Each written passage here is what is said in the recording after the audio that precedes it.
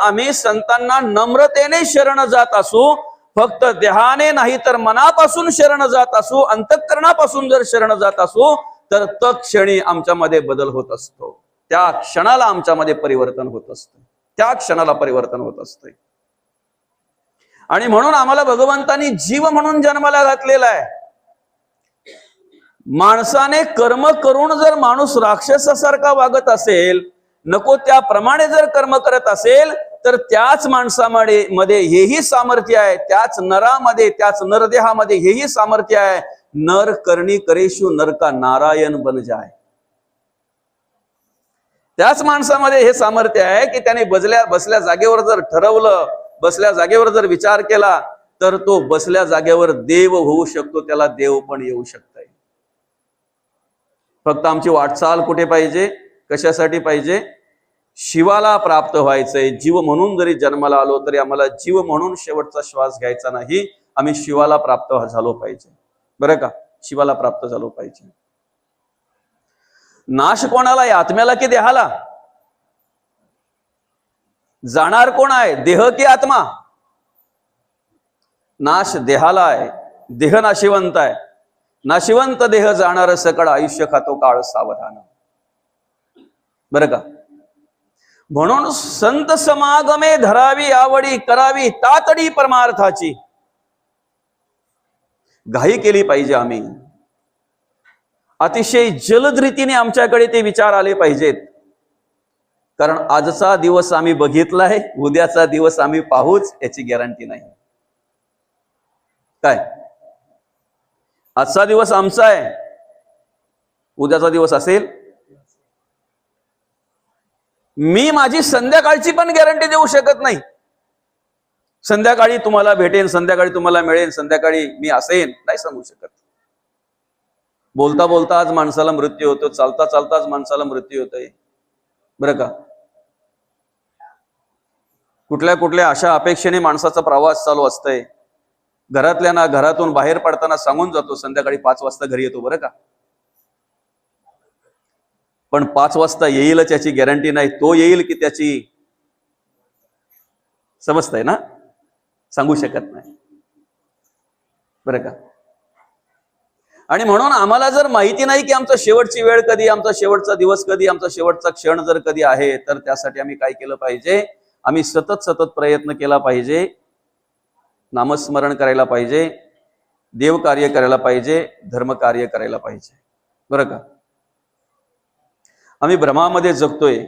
भरपूर आयुष्य आमचं अजून पडलेलं आहे, भरपूर दिवस आम्हाला अजून आहेत, भरपूर दिवस आम्हाला अजून मिळणार आहेत. या भ्रमामध्ये आम्ही जगतोय. आणि म्हणून मग आम्ही काय करतोय? नको ते कार्य, नको त्या गोष्टी, नको ते विचार, नको त्या कर्माने आम्ही वागत असतोय, जगत असतोय. कारण आम्हाला माहिती आहे चांगलं वागायला अजून आम्हाला बरेच पुढे दिवस मिळणार आहेत, बरेच पुढे दिवस मिळणार आहेत. म्हणून मग आम्ही काय करतोय? नाही का, जसं येईल जी कर्म स्पर्श करतील, जे विचार स्पर्श करतील, त्याप्रमाणे आम्ही जगत असतो, वागत असतो, राहत असतो. मला सांगा, शेवटचा दिवस गोड व्हावा असं प्रत्येकाला वाटतंय.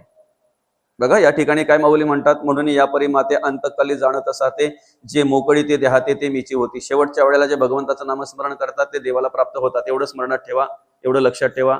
तुम्हाला शेवटची वेळ माहिती आहे का? कोणत्या वेळेला येऊ शकते? शेवटचा दिवस गोड व्हावा, शेवटची वेळ गोड व्हावी असं प्रत्येकाला वाटतंय, अंतःकरणपूर्वक वाटतंय. बरोबर आहे ना? अंतकाळ आमचा व्यवस्थित अगदी सुखरूप व्हावा असं प्रत्येकाला वाटतंय. देवाच्या नामस्मरणामध्ये आम्ही शेवटचा श्वास घेतला पाहिजे, ह्या जगाचा निरोप घेतला पाहिजे असं प्रत्येकाला वाटतंय. मग अनेक जण एकत्र बसल्यानंतर, अनेक जणी एकत्र बसल्यानंतर जर तुम्ही एखादीची किंवा एखाद्याची निंदा करत असाल, कशावरून त्यावेळेला तुम्हाला मृत्यू येणार नाही?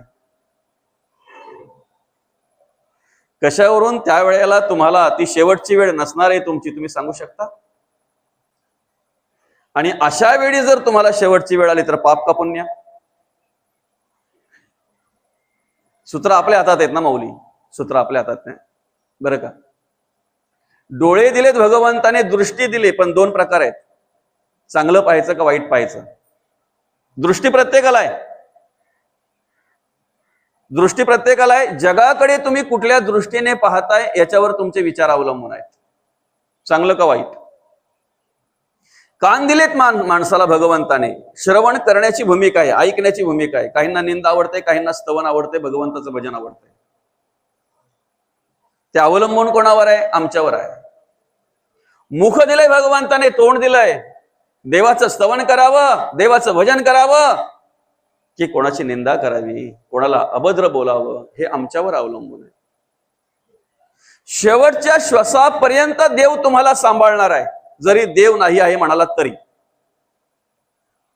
समजतंय ना? जरी तुम्ही देव नाही आहे म्हणाला तरी तुम्हाला शेवटच्या श्वासापर्यंत देव सांभाळणार आहे. कारण जोपर्यंत शिल्लक आहे तोपर्यंत सगळं काही तुमचं कार्य चालू आहे. आर्थिक, कायिक, वाचिक, मानसिक प्रारब्ध संचित जोपर्यंत जोडलेला आहे तोपर्यंत तुमचं कार्य चालू राहणार आहे, तोपर्यंत तुम्ही कार्य करणार आहात. देव सांभाळणार तुम्हाला. पण सांभाळत असताना तुम्ही जी कर्म करताय ती चांगली की वाईट हे देव सांगू शकत नाही. अंतरात्मा आहे ना, अंतरात्मा सांभाळतोय की नाही. चाले हे शरीर कुणाचे सत्य कोण बोलविते हरिविण. त्याचं काम फक्त काय आहे? या देहाला जिथे जाईल तिथे सांभाळायचं आहे, त्याला सामर्थ्य द्यायचं आहे, त्याला चैतन्य द्यायचं आहे. चैतन्य ब्रह्म म्हणून ते कार्य करते आमच्या अंतःकरणामध्ये, नखापासून केसापर्यंत चेतनामय शक्ती द्यायचं काम तेच करतंय.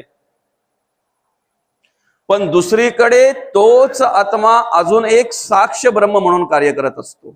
ऐका, चोरून गुप्त रूपे करावे ते आत्मयास होते ठावे, कर्तृत्व याचेनी स्वभावे सकळ काही. आपल्या नजरेतून आपणच केलेली कर्म कदाचित सुटतील, चुकतील, विसरू. देवाच्या नजरेतून कधी चुकत नाहीत, देवाच्या नजरेतून कधी सुटत नाहीत. काय आम्ही कसं वागावं, कसं जगावं हे आमच्या मनावर अवलंबून आहे, हे आमच्या अंतःकरणावर अवलंबून आहे, हे आमच्या विचारांवर अवलंबून आहे. आणि म्हणून कसं जगावं, कसं वागावं हे देव सांगू शकत नाही, पण देव कार्य करणारे संत सांगू शकतात. हिताचं मार्गदर्शन करण्यासाठी संत येत असतात. जगाच्या कल्याणा संताच्या विभूती, देह कष्टविती परोपकारे. आता मगाच्या विषयाला परत एकदा स्पर्श करतो बरं का माऊली, कारण त्यावेळेला आपण बरेच जण इकडे तिकडेच पाहत होतो, इकडे तिकडेच गेलेलो होतो. काय पाप किंवा पुण्य माणसाला माणसाच्या कर्माप्रमाणे भोगावं लागतंय. मान्य आहे ना प्रत्येकाला? ते कोणाला चुकत नाही, बरोबर आहे. वाईट कर्म केली, पाप कर्म केली, अधर्म केला, अनितीने वागला तर शेवटी त्याला ते पाप भोगायचंच येणार आहे.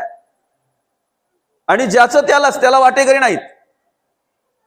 तुम्ही जर चांगली कर्म केलीत माऊली, चांगले वागलात, जगलात तर तुम्हाला सुखही त्याचं तुम्हालाच मिळणार आहे, त्यालाही कोणी वाटेकरी नाही. ऐका, जसं पापाला कोणी वाटेकरी नाही तसं सुखालाही कोणी वाटेकरी नाही. मगाशी विषय आपला असा झाला की तुम्ही किती जरी श्रीमंत असाल, किती जरी हुशार असाल, किती जरी ज्ञानी असाल, तरी दुसऱ्याकडून सुख तुम्ही विकत घेऊ शकत नाही. किंवा किती जरी तुमच्याकडे बळ असेल, ताकद असेल, तरी तुम्ही दुसऱ्याकडून सुख हिसकावून घेऊ शकत नाही, तुमच्या बळाने ओढून घेऊ शकत नाही. तसं तुमच्याकडे किती जरी शक्ती असेल तरी तुम्हाला तुमच्या कर्माप्रमाणे प्राप्त झालेलं दुःख कोणाला देऊ शकत नाही, वाटू शकत नाही. कोणाला ते नाही हे करू शकत, तुम्ही त्याच्यामध्ये सहभागी करून घेऊ शकत नाही, करून घेऊ शकत. मग सुख किंवा दुःख जर आमच्या कर्माप्रमाणे आम्हाला प्राप्त होत असतंय तर आम्ही प्रत्येक पाऊल टाकताना एक विचार केला पाहिजे, योग्य की अयोग्य, योग्य की अयोग्य. ज्यांना देव कार्य करायचंय, धर्म कार्य करायचंय, नीतीने वागायचंय, नीतीने जगायचंय, प्रामाणिकपणे ज्यांना संसार करायचा आहे, ती माणसं सूर्योदयाची वाट पाहत असतात कर्म करण्यासाठी. समजतंय का? सूर्य उगवायची वाट पाहत असतात. ज्यांना अधम कर्म करायची आहेत, ज्यांना नको त्या प्रकारची कर्म करायची आहेत, ती सूर्यास्ताची वाट पाहत असतात. अंधार की प्रकाश निवडायचंय आम्ही, अज्ञान की ज्ञान निवडायचंय आम्ही, श्रद्धा की अंधश्रद्धा निवडायचंय आम्ही. का मायातीत व्हायचं आहे की मायेच्या जाळामध्ये अडकायचं आहे, याचं निवड आम्ही करायचं आहे. आमच्या हातात सगळं काही आहे. म्हणून म्हटलेलं आहे, तूच आहेस तुझ्या जीवनाचा शिल्पकार. काय ज्या वेळेला ते पळसोळी मधले दोघे जण काका आणि वाशिंच्या बाजारामध्ये जायचे. वाशिंच्या बाजारला कुठल्या दिवशी असतो बरं वाशिंचा बाजार? रविवारी ना, रविवारी बरं का. आता एक काका जे होते ते शेतकरी होते आणि शेतकरी असल्यामुळे मग त्यांचा भाजीपाल्याचा धंदा आता इथे बरेच असतील. मेथीची भाजी, शापूची भाजी, पालकची जुड्या, कोथिंबीरच्या जुड्या, अशा पालेभाजीच्या जुड्या ती विकायला आणि वासिंच्या बाजारामध्ये जायचे. दुसरेच पळसोलीचे एक काका, त्यांचा मडकी विकायचा व्यवसाय होता. ते मडके घेऊन जायचे आणि हा काळ जो आहे तो कमीत कमी 40 वर्षापूर्वीचा, 40-50 वर्षापूर्वीचा, की ज्या वेळेला पळसोलीवरून जायला वासिंदला काही साधन नव्हतं. 50 वर्षापूर्वीचा काळ. काय काही साधन नव्हतं. मग त्या मडक्यावाला जो काका होता त्याने ती मडकी चापामध्ये भरायची आणि ती डोक्यावर घ्यायची. जे काही भार जाईल, त्यांना ओझं जाईल तेवढं घ्यायचं. आणि ते भाजीपाल्यावाला जो होता त्याने पण मेथीच्या जुड्या काही, शापूच्या जुड्या काही, कोथिंबीरच्या जुड्या काही, पालकच्या जुड्या काही एखाद्या चापामध्ये भरायच्या आणि त्या त्यांच्या त्या डोक्यावर घेऊन जायच्या. दोघेही बाता सांगत सांगत ते वासिंदला जायचे. नंतर त्यांनी विचार काय केला की चांगल्या प्रकारे पैसे मिळतात, आता आपल्याला आपण किती दिवस ओझं व्हायचं बरं का, ओझं व्हायचं, किती दिवस ओझं व्हायचं. म्हणून मग त्यांनी दोघां मिळून एक गाढव घेतलं बरं का. दोघां मिळून एक गाढव घेतलं आणि त्या गाढवावर ते एक अशी पोता तयार केला, पिशव्यांचा एक मोठा खोल तयार केली. ह्या बाजूला मडकी आणि तेवढ्याच वजनाच्या ह्या बाजूला पिशव्या बरं का. आपला तेवढ्याच ह्या बाजूला त्या पिशवीमध्ये काय जुड्या, त्या भाजीच्या जुड्या. अशा प्रकारे ते ओझं घेऊन ते वासिंच्या बाजारला जायचे. आता नित्यनेमाने नेहमी काय असायचं, मडक्यावाला काका मडक्यांच्या बाजूला असायचा आणि भाजीपाल्यावाला काका त्या जुड्यांच्या बाजूला असायचा. पण आज नेमकं एक दिवशी काय झालं, मडक्यावाला काका ह्या बाजूला आला त्या जुड्यांच्या बाजूला आणि जुड्यावाला अर्थात तो शेतकरी काका मडक्यांच्या बाजूला गेला. ते गाढव रोज मागे वळून पाहायचं, पण जिथल्या तिथे माणूस असायचा त्याच्यामुळे त्याची हिंमत होत नव्हती. पण आज मात्र मागे वळून बघितल्यानंतर त्याचं तोंड त्या जुड्यांना लागतंय, पोचतंय याची खात्री झाली आणि माणसं बदलल्याची खात्री झाल्यामुळे त्या गाढवाने काय केलं, एक एक जुडी हळूच ओढायचा प्रयत्न केला, खायचा प्रयत्न केला. बघितलं कोणी? त्या बाजूला कोण होता? मडक्यावाला. मडक्यावाला काका त्या बाजूला होता. आता जसं तो गाढव एक एक जुडी ओढतोय, खातोय, हा पाहतोय, पण याच्या मनात विचार काय आला, जाऊ दे ना, खातोय ना, त्याचं नुकसान होईल, आपल्याला काय, कोणाचं येते, खाऊ दे ना, खाते तर त्याचं खाते, त्यात केवढं विशेष आहे नाही का. एक जुडी खाल्ली, 2 जुडी खाल्ली, 4, 5, 6, 10 जुड्या खाल्ल्यानंतर जसं तिकडचं वजन कमी झालं तसं मडक्यांची बाजू खाली पडली जुड्यांसकट. काय झालं असेल आता काय झालं असेल, आता काही राहिलेल्या जुड्या तरी मिळाल्या, पण मडक्यांपैकी एकही मिळालं नाही, खापरं भरावी लागली. कोणी बरं नुकसान केलं? नुकसान कोणी केलं? तसं आपण आपल्यावर आलेलं दुःख जर आपण कोणाला तरी त्याच्यामध्ये ओढत असू किंवा कोणाला तरी त्याच्यामध्ये आपण दोष देत असू, तर त्यावेळेला आपण स्वतः आपल्या मनाला विचारायला हवं, माझं कुठे चुकलं का, मी कुठे चुकतोय का, माझ्याकडून काही घडलं का बरं का. कोणीही कोणाचं बरं वाईट करत नसतो.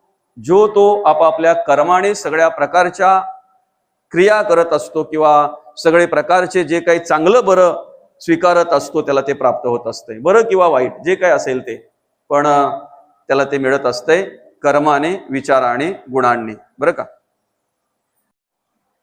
आलं लक्षात ना. कोणीही कोणाचं बरं वाईट करत नाही, बरं किंवा वाईटाला कारणीभूत आपणच आहोत. म्हणून ज्या वेळेला राज्याभिषेक उद्या आहे, उद्या राज्याभिषेक आहे आणि कुठे जावं लागतंय श्रीराम प्रभूंना, वनवासाला. मला सांगा श्रीराम प्रभूंनी कोणाला दोषी ठरवलं त्याच्यामध्ये? कोणाला दोषी ठरवलंय?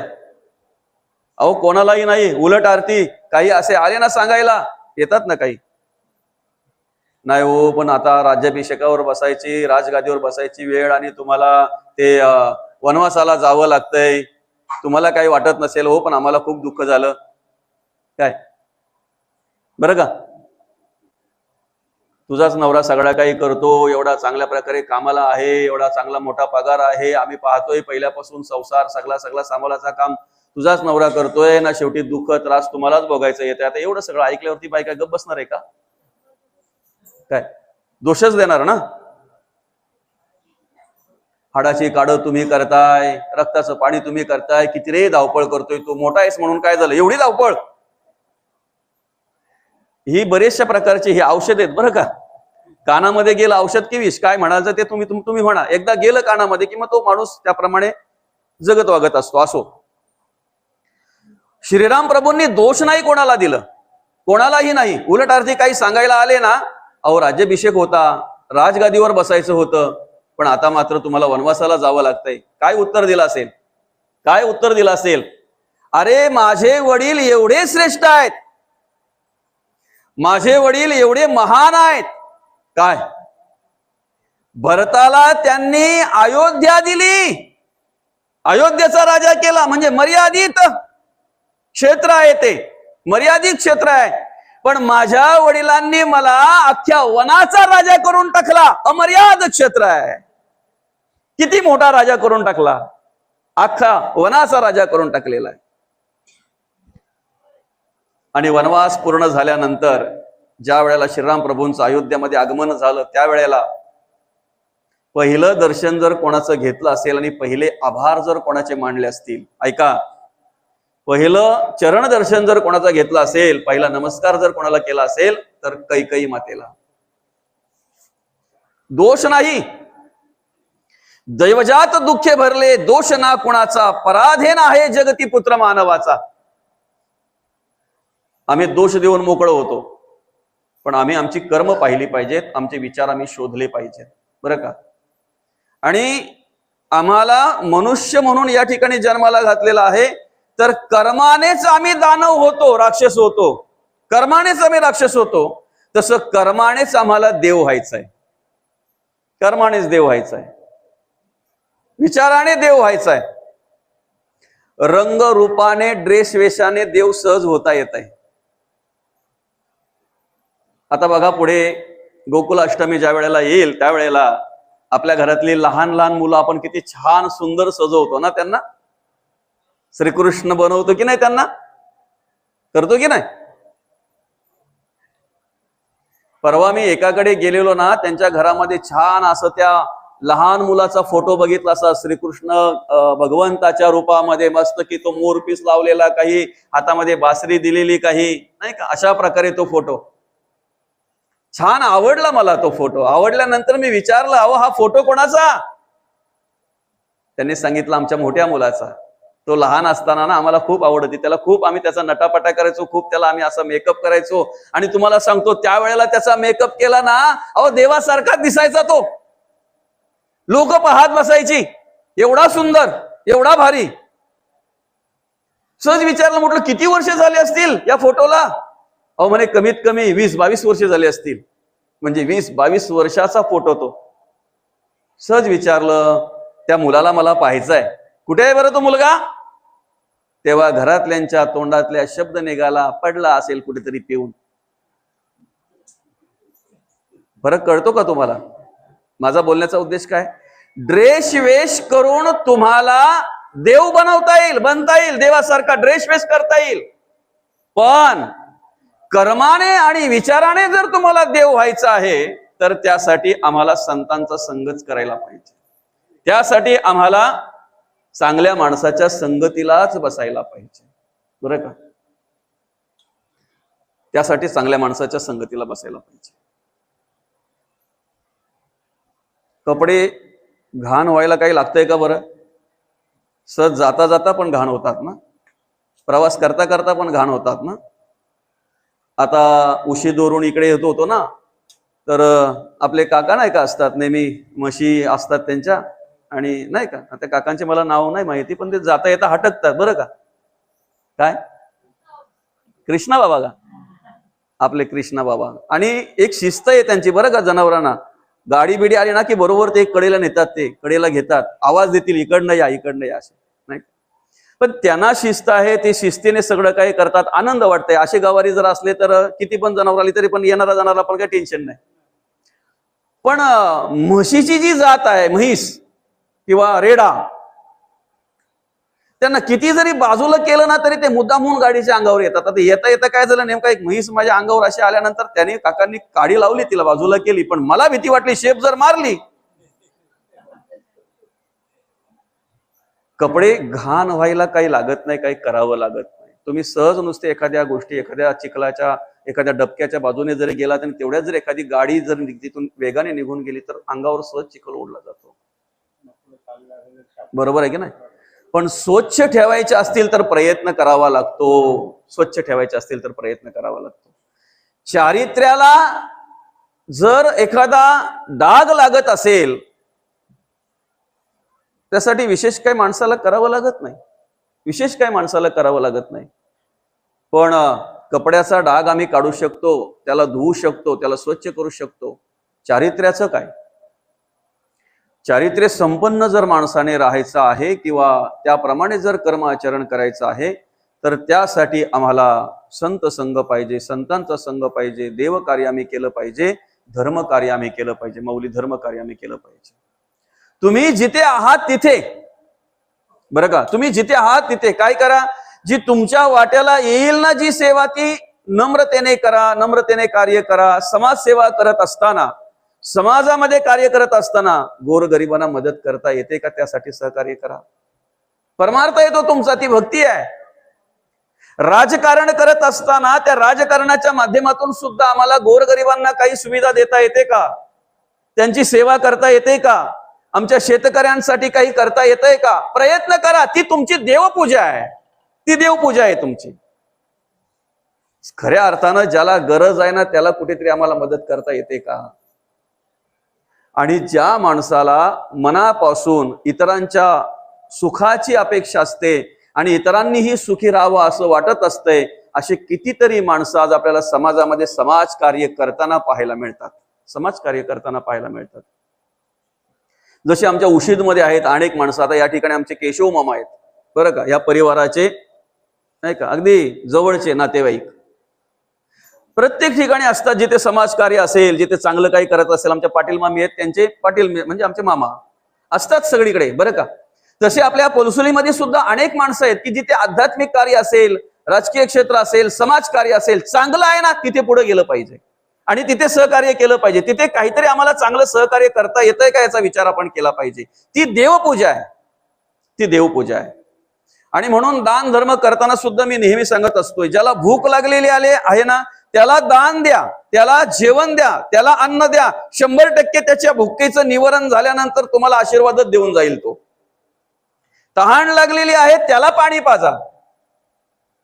आयुष्यभर याच्या तंगड्या खेच, त्याच्या तंगड्या खेच, याला विरोध कर, त्याला विरोध कर, नाही का.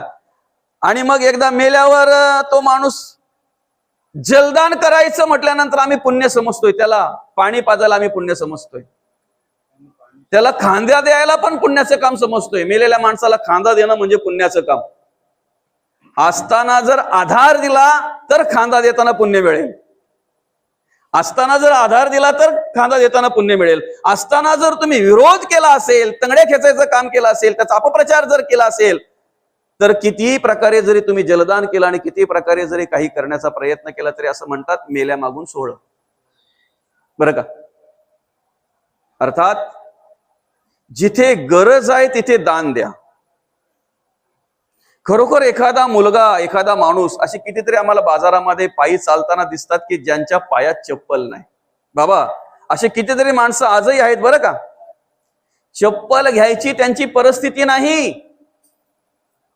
तुम्ही त्यांना चप्पल द्या, तुम्हाला समाधान मिळेल. आज कितीतरी पाऊस पडत असताना बिना छत्रीची माणसं आम्हाला बाजारामध्ये जाताना दिसतात. छत्री विकत घेऊ शकत नाही अशी पोरं, कितीतरी मुलं शाळेमध्ये जाताना दिसतात.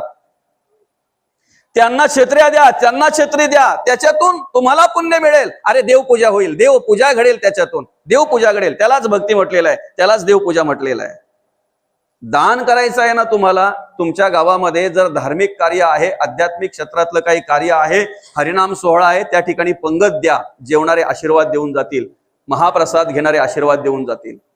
जर एखादा हरिनाम सोहळा आहे तर त्या ठिकाणी तुम्हाला सहकार्य करता आलं पाहिजे. जर तुमच्याकडे आर्थिक बळ आहे, आर्थिक स्थिती जर तुमची चांगली आहे, तर एखाद्या वृद्धाश्रमाला भेट द्या, तिथे काही सहकार्य करता येतंय का बघा. एखाद्या अनाथ आश्रमाला भेट द्या, तिथे काही सहकार्य करता येतंय का बघा. जर तिथे सहकार्य तुम्हाला करता आलं तर खरी देवपूजा आणि खरी चालत्या बोलत्या देवांची सेवा तुम्हाला करण्याचं भाग्य लाभलं असं म्हणायला हरकत नाही. बरोबर आहे की नाही. ज्यांची पोटं भरल्यात त्यांना तुम्ही कितीही जरी दिलं, कितीही,